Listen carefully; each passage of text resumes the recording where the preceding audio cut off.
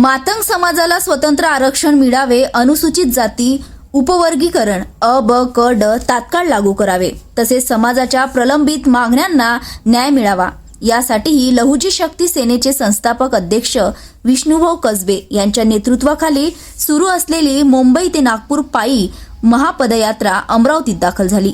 शहरातील विविध भागांत समाज बांधवांनी या पदयात्रेचे उत्स्फूर्त स्वागत केले।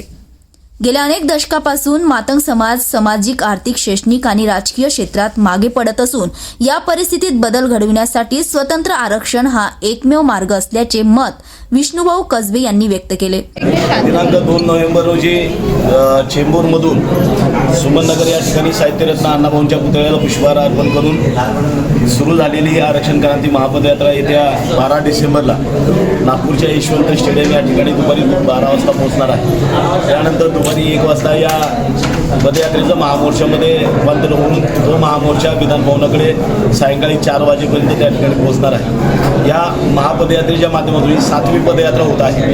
या पदयात्रेच्या माध्यमातून सरकारकडे आमची मागणी आहे की जे 1 ऑगस्ट 2024ला सर्वोच्च न्यायालयाने या ठिकाणी जो एकत्रित आरक्षणाच्या वर्गीकरणासंदर्भात निर्णय दिला, या निर्णयानंतर या देशातल्या अनेक राज्यांमध्ये त्याची प्रक्रिया सुरू झाली। 5 राज्यांनी याची अंमलबजावणी सुरू केली।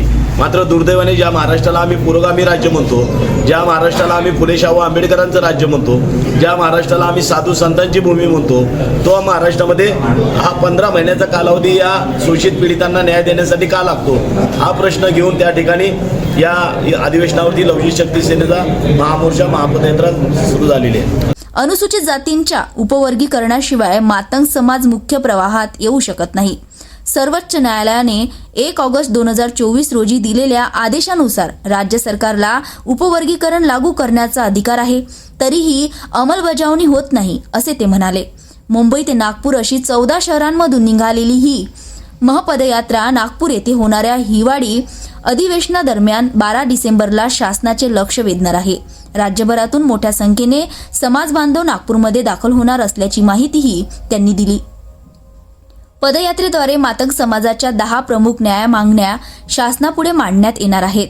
या पदयात्रेत कैलास खंदारे, नितीन वायदंडे, नितीन दोडगे, अनिकेत हजारे, शंकर तायडे, किरण थोरात, रमीज सय्यद, आबा सरोदे, राहुल पाटोळे, अनिल कांबळे, हेमंत दाभाडे, शुभम खडसे, गोलू जोंधळे, आयुष इंगडे आदींचा सहभाग आहे।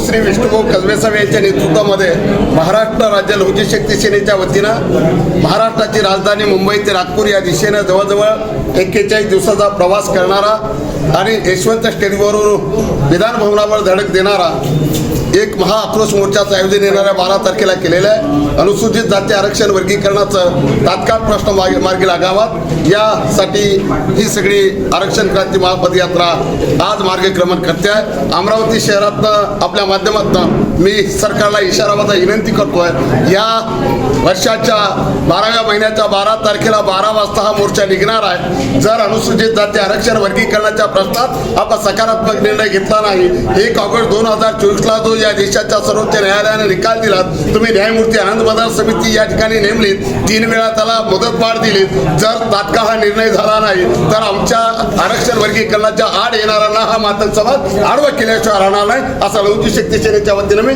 सज्जड दम होता इशारा या ठिकाणी देतोय। क्रांतिकारी स्वप्न द्यायला होती।